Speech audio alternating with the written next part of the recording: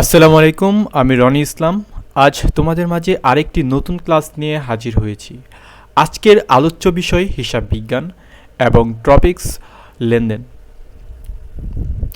আমি আজ লেনদেন থেকে একটি ম্যাথ সলভ করব।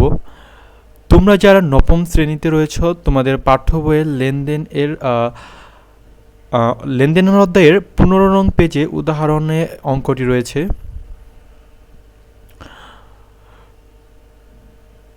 তোমরা ক্লাসটি করার সময় অবশ্যই তোমাদের পাঠ্য বইটি তোমাদের সামনে রাখবে এবং 15 নং পেজটি খোলা রাখবে। আমরা কথা না বাড়িয়ে সরাসরি আমাদের ক্লাসে চলে যাই। আমরা আজ যে অঙ্কটি করব সেটি হচ্ছে হিসাব সমীকরণের উপর লেনদেনের প্রভাব। হাসান অ্যান্ড অ্যাসোসিয়েটস জানুয়ারির 1, 2017 তারিখে আইন পেশায় অফিস চালু করেন। প্রথম মাসের লেনদেনগুলো নিম্নরূপ। জানুয়ারির 1 তারিখে আইন পেশায় 50,000 টাকা মূলধন স্বরূপ বিনিয়োগ করা হলো। 50,000 টাকা মূলধন স্বরূপ বিনিয়োগ করা হয়েছে। সুতরাং 50,000 টাকা সম্পদ পাশে বৃদ্ধি পাবে, একই সাথে মালিকানা সত্ত্বর করেও 50,000 টাকা বৃদ্ধি পাবে। যেহেতু নগদে বিনিয়োগ করা হয়েছে, সুতরাং সম্পদ পাশে নগদের করে 50,000 টাকা বৃদ্ধি পাবে এবং মালিকানা সত্ত্ব 50,000 টাকা বৃদ্ধি পাবে। জানুয়ারির 2 তারিখ, জানুয়ারি মাসের অফিস ভাড়া পরিশোধ করা হলো 3,000 টাকা। অফিস ভাড়া পরিশোধের ফলে এটি হচ্ছে খরচ এবং এটি একটি ব্যয়। যেহেতু ব্যয় হয়েছে, সুতরাং সম্পদ হ্রাস পাবে এবং মালিকানা সত্ত্বেও হ্রাস পাবে।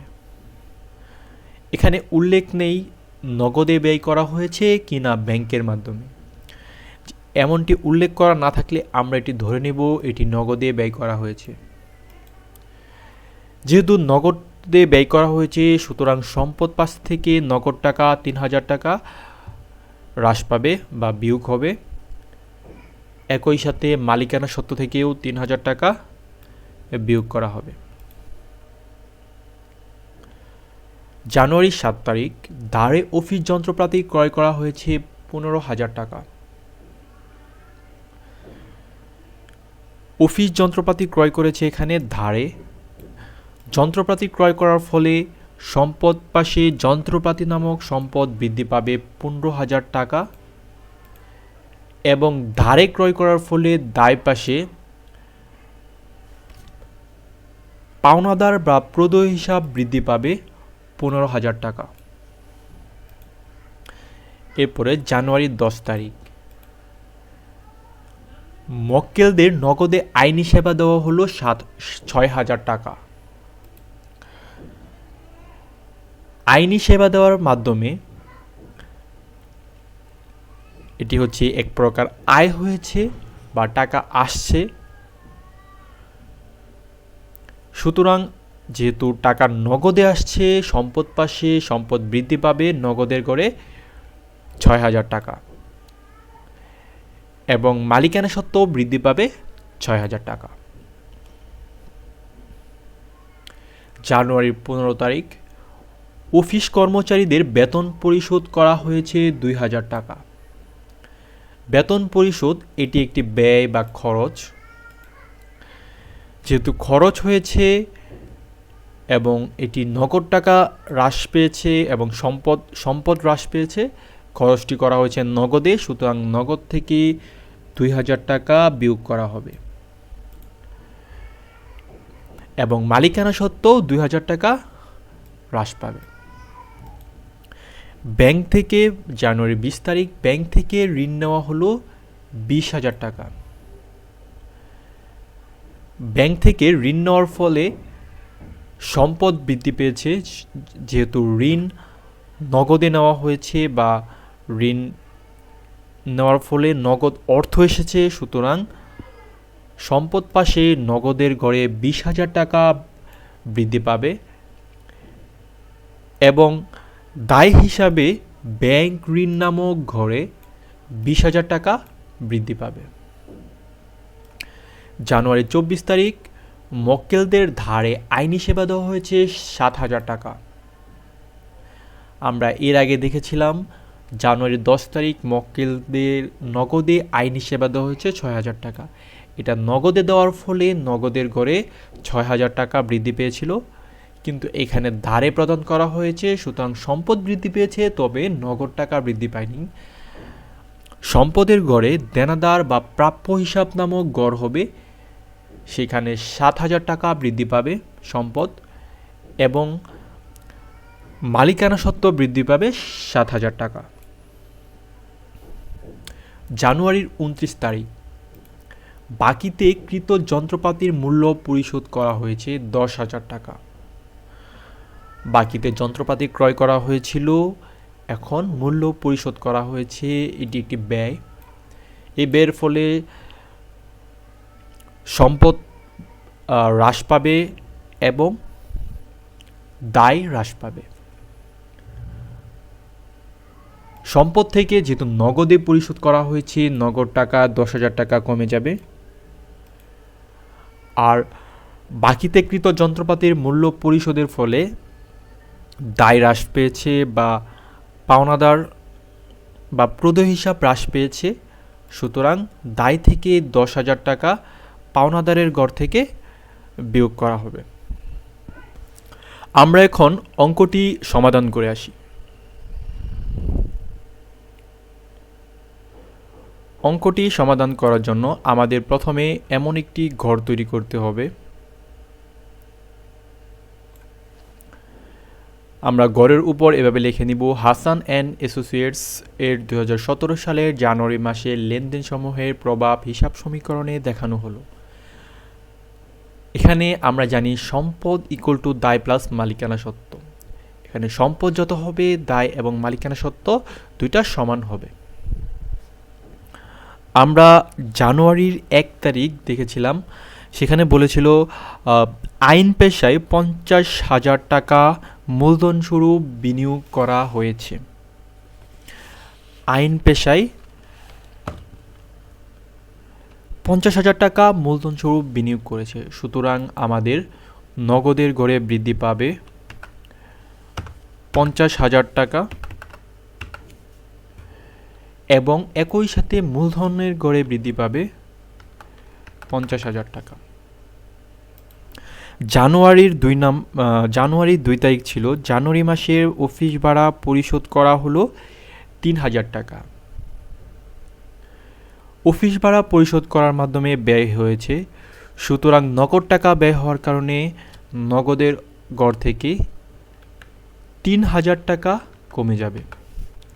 একই সাথে মূলধনের গড় থেকে 3,000 টাকা কমে যাবে। জানুয়ারির 7 তারিখ ধারে অফিস যন্ত্রপাতি ক্রয় করা হলো 15,000 টাকা।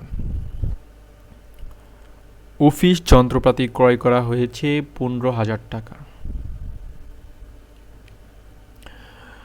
এর ফলে যন্ত্রপাতি নামক সম্পদ বৃদ্ধি পাবে 15,000 টাকা, এবং যেহেতু ধারে ক্রয় করা হয়েছে, সুতরাং পাওনাদার নামক দায় বৃদ্ধি পাবে 15,000 টাকা। এরপর জানুয়ারির 10 তারিখ মক্কেলের নগদে আইনি সেবা প্রদান করা হলো 6,000 টাকা। নগদে যেহেতু আইনি সেবা প্রদান করা হয়েছে, নগদ অর্থ এসেছে, সুতরাং এটি হচ্ছে আয়। সুতরাং নগদ পাশে 6,000 টাকা বৃদ্ধি পাবে এবং একই সাথে মালিকানা সত্ত্বের মূলধন পাশেও 6,000 টাকা বৃদ্ধি পাবে।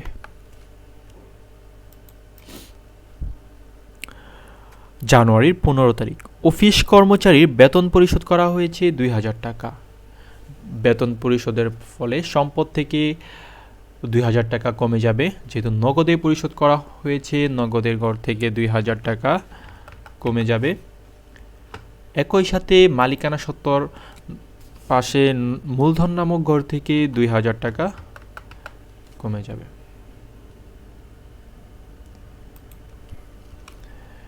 এরপর জানুয়ারির 20 তারিখ, ব্যাংক থেকে ঋণ নেওয়া হলো 20,000 টাকা। ব্যাংক থেকে ঋণ নেওয়ার ফলে সম্পদ বৃদ্ধি পাবে, নগদ টাকা এসেছে, তার মানে হচ্ছে নগদের গড়ে 20,000 টাকা বৃদ্ধি পাবে। একই সাথে ব্যাংক থেকে ঋণ নেওয়ার ফলে দায় বৃদ্ধি পাবে, যেহেতু ব্যাংক থেকে ঋণ নেওয়া হয়েছে, দায় পাশে ব্যাংক ঋণ নামক গড়ে দায় বৃদ্ধি পাবে 20,000 টাকা। জানুয়ারি 24 তারিখ বলা হয়েছিল মক্কেলদের ধারে আইনি সেবা দেওয়া হয়েছে 7,000 টাকা। ধারে আইনি সেবা দেওয়ার কারণে আমাদের সম্পদ পাশে দেনাদার নামক সম্পদ বৃদ্ধি পাবে 7,000 টাকা, এবং মূলধন পাশে মূলধন বৃদ্ধি পাবে 7,000 টাকা। জানুয়ারির 29 তারিখ, বাকিতে কৃত যন্ত্রপাতির মূল্য পরিশোধ করা হয়েছে। যেহেতু মূল্য পরিশোধ করা হয়েছে, এটি একটি ব্যয় বা খরচ, নগদ টাকা কমে গিয়েছে, সুতরাং সম্পদ থেকে নগদের গড় থেকে মাইনাস করা হবে 10,000 টাকা।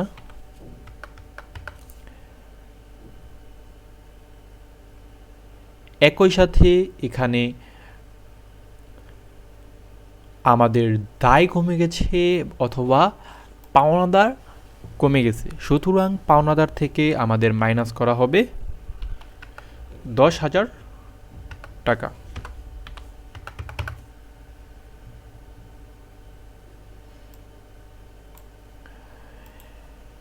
এরপর আমরা এগুলো সব যোগ করব, নগদের গড়, দেনাদারের গড়, যন্ত্রপাতির গড়, পাওনাদার, ব্যাংক ঋণ, মূলধন যোগ করার পর আমাদের সম্পদ এবং দায় সমান হয়ে গেছে কিনা আমরা দেখব। নগদের এগুলো সবগুলো যোগ করার পর হয় 61,000 টাকা। এরপর এখানে আছে 7,000 টাকা,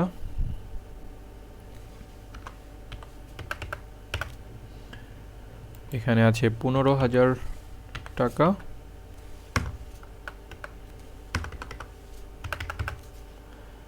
এখানে আছে 5,000 টাকা, এখানে আছে 20,000 টাকা, আর মালিকানা সত্ত্বের গড়ে আছে 58,000 টাকা।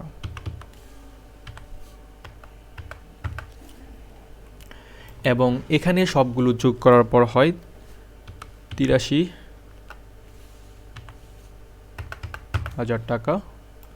এখানেও সবগুলো যোগ করার পরে হয় 83,000 টাকা। যেহেতু আমাদের দুই পাশ মিলে গিয়েছে, সুতরাং আমাদের অঙ্কটি মিলে গেছে। আজকের ক্লাস এইটুকুই। সম্পূর্ণ ক্লাস করার জন্য অসংখ্য ধন্যবাদ। পরবর্তী ক্লাসের আমন্ত্রণ জানিয়ে আজ এখানেই শেষ করছি।